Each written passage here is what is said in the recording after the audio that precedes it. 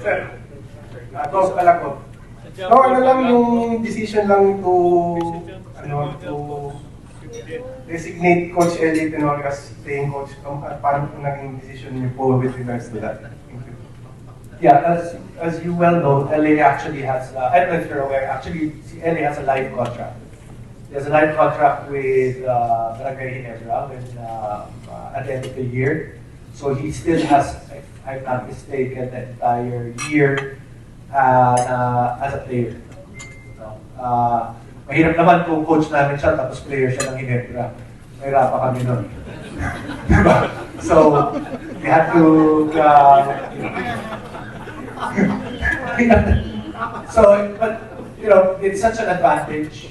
Can you imagine right now, he comes in as our 16th guy, if someone becomes injured.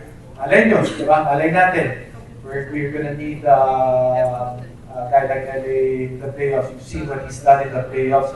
We've seen what he's done in the playoffs. Personally, I've seen what he's done in the playoffs against our team. So, I think for him, the door is there. It's his choice for him to enter that door and keep it closed.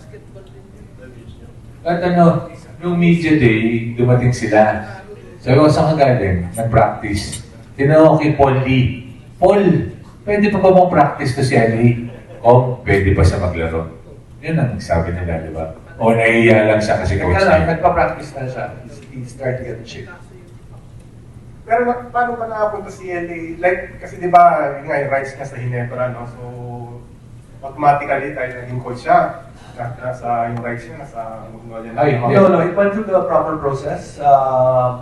When after he became a free agent, and any team had an opportunity to acquire LA. When the time had lapsed, no one picked him up. We were able to pick him up. He was released without a full free agent.